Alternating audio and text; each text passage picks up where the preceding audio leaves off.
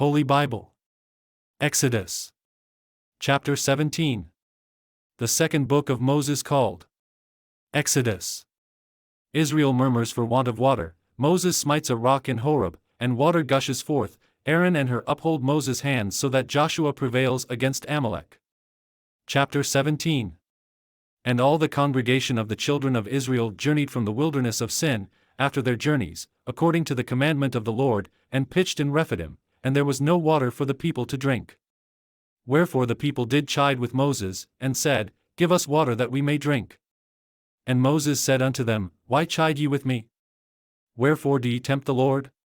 And the people thirsted there for water, and the people murmured against Moses, and said, Wherefore is this that thou hast brought us up out of Egypt, to kill us and our children and our cattle with thirst? And Moses cried unto the Lord, saying, What shall I do unto this people? They be almost ready to stone me. And the Lord said unto Moses, Go on before the people, and take with thee of the elders of Israel, and thy rod, wherewith thou smotest the river, take in thine hand, and go. Behold, I will stand before thee there upon the rock in Horeb, and thou shalt smite the rock, and there shall come water out of it, that the people may drink. And Moses did so in the sight of the elders of Israel.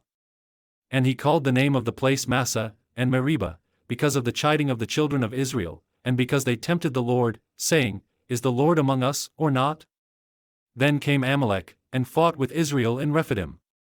And Moses said unto Joshua, Choose us out men, and go out, fight with Amalek. Tomorrow I will stand on the top of the hill with the rod of God in mine hand.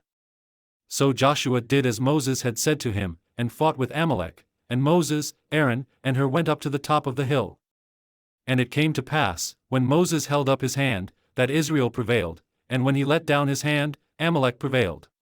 But Moses' hands were heavy, and they took a stone, and put it under him, and he sat thereon, and Aaron and Hur stayed up his hands, the one on the one side, and the other on the other side, and his hands were steady until the going down of the sun. And Joshua discomfited Amalek and his people with the edge of the sword. And the Lord said unto Moses, Write this for a memorial in a book, and rehearse it in the ears of Joshua, for I will utterly put out the remembrance of Amalek from under heaven.